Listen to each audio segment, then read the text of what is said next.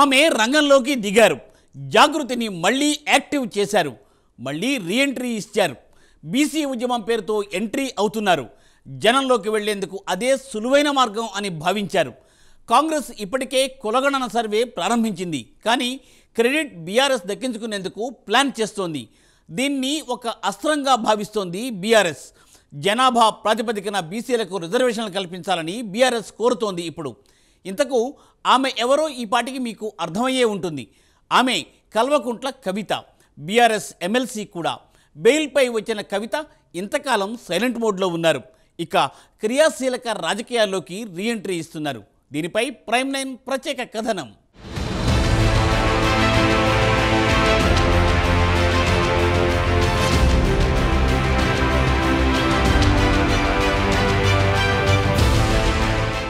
అనుకున్నట్టే ఎమ్మెల్సీ కవిత క్రియాశీల రాజకీయాల్లోకి రీఎంట్రీ ఇస్తున్నారు. ఢిల్లీ లిక్కర్ కేసులో బెయిల్పై విడుదలైన కవిత దాదాపు 2 నెలలు సైలెంట్గా ఉన్నారు. ఇటీవల అదానీ కేసుపై ట్వీట్తో మళ్లీ తెరపైకి వచ్చారు కవిత. పార్టీ కోసం తాను కూడా ఇక రంగంలోకి దిగాల్సిన అవసరం ఉందని పార్టీ శ్రేణులు కోరుతున్న క్రమంలో మంచి ప్లాన్తోనే రీఎంట్రీ ఇస్తున్నారు. తాజాగా బీసీ కార్డుతో ప్రజల ముందుకు వస్తున్నారు. స్థానిక సంస్థలో బీసీలకు జనాభా ప్రాతిపదికన రిజర్వేషన్లు దక్కేలా, విద్యా ఉద్యోగాల్లో బీసీల రిజర్వేషన్లు పెంచేలా సిఫార్సులు చేయాలని సంబంధిత డెడికేటెడ్ కమిషన్ను ఎమ్మెల్సీ కవిత కోరారు. తెలంగాణ జాగృతి ఆధ్వర్యంలో రూపొందించిన బీసీల సమగ్ర అధ్యయన నివేదికను స్థానిక సంస్థలో బీసీ రిజర్వేషన్లపై నియమించిన ప్రత్యేక కమిషన్ చైర్మన్కు అందించారు. కాంగ్రెస్ భాజపాలను నిలదీసి బీసీల హక్కులు సాధించుకోవాల్సిన అవసరం ఉందని ఈ సందర్భంగా ఆమె అన్నారు. దేశాన్ని 55 ఏళ్ల పాటు పాలించిన కాంగ్రెస్ పార్టీ కులగణన ఎందుకు చేపట్టలేదో రాహుల్ గాంధీ చెప్పాలని ప్రశ్నించారు.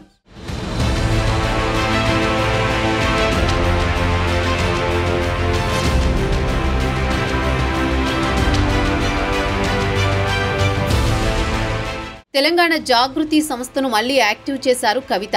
జాగృతి ఆధ్వర్యంలో బీసీల సమగ్ర నివేదికను రూపొందించడం గమనించదగ్గ పరిణామంగా విశ్లేషకులు చెబుతున్నారు. ప్రస్తుతం బీసీ ఉద్యమంతోనే ముందుకు వెళ్లాలని కవిత భావిస్తున్నట్లు తెలుస్తోంది. జనంలోకి వెళ్లేందుకు అదే సులువైన మార్గమని భావించారు. ఈ సందర్భంగా కవిత కాంగ్రెస్ పార్టీ బీజేపీపై విమర్శలు గుప్పించారు. కర్ణాటకలో కులగణన వివరాలు ఎందుకు బయట పెట్టలేదు అని కాంగ్రెస్ ని నిలదీశారు. మరోవైపు కులగణన చేపట్టబోమని కేంద్రంలోని ఎన్డీఏ ప్రభుత్వం సుప్రీంకోర్టులో అఫిడవిట్ దాఖలు చేసిందని, అసలు బీజేపీ డీఎన్ఏలోనే బీసీ ఎస్సీ ఎస్టీ వ్యతిరేక భావాలున్నాయని మండిపడ్డారు. ఉమ్మడి ఏపీలో ఎన్టీఆర్, చంద్రబాబు నాయుడు, తెలంగాణలో కేసీఆర్, తమిళనాడులో జయలలితల నాయకత్వంలోని ప్రాంతీయ పార్టీల హయాంలోనే బీసీలకు న్యాయం జరిగిందని పేర్కొన్నారు. స్థానిక సంస్థల్లో బీసీలకు రిజర్వేషన్ల కోసం ప్రత్యేక కమిషన్ ఏర్పాటులో రాష్ట్ర ప్రభుత్వం తాత్సారం చేసిందని విమర్శించారు. బీసీ వర్గాలందరిలో మాకు జరగాల్సినంత న్యాయం జరగలేదు అనేటటువంటి ఒక ఆవేదన ఉన్నటువంటి మాట వాస్తవం. దానికి ప్రధాన రాజ్యాంగంలో మాకు హక్కు కల్పించకపోవడమే అనేటటువంటి ఒక బాధ, ఆవేదన కూడా మరి బీసీ వర్గాలలో ఉన్నది. దానికి సంబంధించి ఎప్పటికప్పుడు రాష్ట్రాల్లో ఉన్నటువంటి ప్రభుత్వాలు అనేకమైనటువంటి చట్టాలు తీసుకొచ్చేటటువంటి ప్రయత్నాలు కూడా చేసిండ్రు. మరి మీ అందరికీ కూడా తెలుసు, ఉమ్మడి ఆంధ్రప్రదేశ్ అయినా తదనంతరం ఏర్పడ్డటువంటి తెలంగాణ రాష్ట్రమైనా ఎప్పుడైతే ప్రాంతీయ పార్టీలు అధికారంలోకి వచ్చినాయో, తమిళనాడులో డిఎంకే ఏడీఎంకే ఆధ్వర్యంలో కావచ్చు, ఆంధ్రప్రదేశ్లో ఎన్టీ రామారావు గారు, తర్వాత చంద్రబాబు నాయుడు గారు, తెలంగాణ రాష్ట్రం ఏర్పడ్డ తర్వాత గౌరవ ముఖ్యమంత్రి గారు కేసీఆర్ గారు, వారి ఆధ్వర్యంలో బీసీలకు న్యాయం జరిగిందనేటటువంటి విషయాన్ని మనందరం కూడా గమనించి గుర్తుంచుకోవాలి. బీసీల పొలిటికల్ ఎంపవర్మెంట్ అయినా, ఆర్థిక పరంగా వారు ముందుకు రావడానికైనా ఈ ఎప్పుడైతే ప్రాంతీయ పార్టీలు వచ్చినాయో వారందరూ ప్రయత్నం చేసినటువంటి అంశాలను కూడా మనం గుర్తుపెట్టుకోవాలి.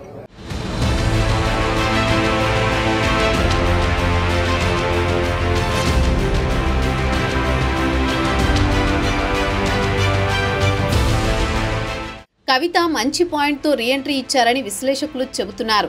ఇంతకాలం సైలెంట్గా ఉండి ఇప్పుడు సామాజిక అంశాన్ని అందిపుచ్చుకుని అటు కేంద్రాన్ని ఇటు రాష్ట్ర ప్రభుత్వాన్ని తూర్పారబడుతున్నారని రాజకీయ వర్గాల్లో సైతం చర్చ జరుగుతోంది. ఇప్పటికే రాష్ట్రంలో సమగ్ర కుటుంబ సర్వే స్టిక్కర్లు వేయని కుటుంబాలు 70% ఉన్నాయని వెల్లడించారు కవిత. హైదరాబాద్, రంగారెడ్డి జిల్లాలో సర్వే ముగియకుండానే 90% సర్వే పూర్తయిందని ప్రభుత్వం ఎలా ప్రకటిస్తుందని ప్రభుత్వాన్ని ప్రశ్నించారు.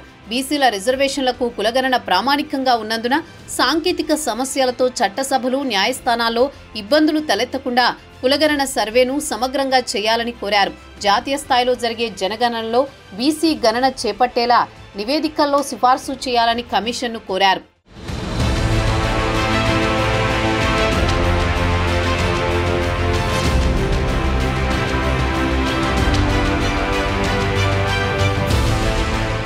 బెయిల్పై బయటకు వచ్చి హెల్త్ ఇష్యూస్తో ఇంతకాలం ఇంటికే పరిమితమయ్యారు కవిత. ఇప్పుడు బీసీ నినాదంతో మళ్లీ లైమ్ లైట్లో కనిపిస్తున్నారు.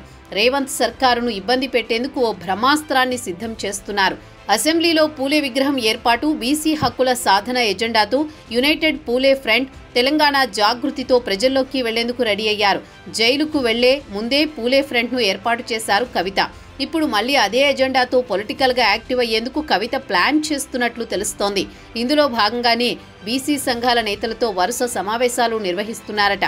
పూలే ఫ్రంట్తో పాటు రాష్ట్రంలో బీసీల సంఘాలతో భేటీ అవుతూ సమస్యల పరిష్కారం కోసం వారి సలహాలు సూచనలు తీసుకుంటున్నారు. మరోవైపు తెలంగాణ జాగృతిని కూడా మళ్లీ యాక్టివ్ చేస్తున్నారు. గతంలో తెలంగాణ జాగృతి పేరుతో ఎన్నో కార్యక్రమాలు చేశారు. కానీ కవిత జైలుకెళ్లాక జాగృతి సేవలు పూర్తిగా నిలిచిపోయాయి.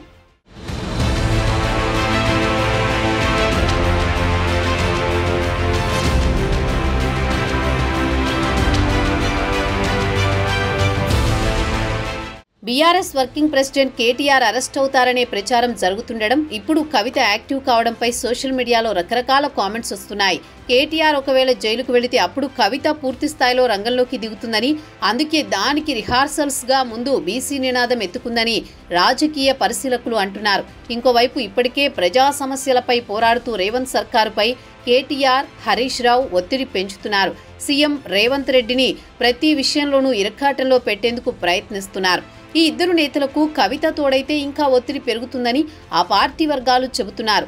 అయితే కేసీఆర్ సూచనలతోనే జైలు నుంచి వచ్చాక కవిత సైలెంట్గా ఉన్నారన్న టాక్ వినిపించింది. ఇప్పుడు మళ్లీ ఆమె యాక్టివ్ కావడం కూడా గులాబీ బాస్ కేసీఆర్ వ్యూహంలో భాగమేనన్న చర్చ జరుగుతోంది. ఈ నెల 29న బీఆర్ఎస్ నిర్వహిస్తున్న దీక్షా దివస్ సందర్భంగా నిజామాబాద్లో జరిగే కార్యక్రమానికి కవిత హాజరు కానున్నారు. అప్పటి నుంచి రెగ్యులర్గా ప్రజల్లోకి క్రియాశీలకంగా ఉంటూ పోరుబాట పట్టాలని కవిత భావిస్తున్నారు. పొలిటికల్గా కవిత రీఎంట్రీపై బీఆర్ఎస్ శ్రేణులు ఫుల్ జోష్లో ఉన్నాయి. చూడాలి మరి ముందు ముందు కవిత రాజకీయ అడుగులు ఎలా ఉండబోతున్నాయో.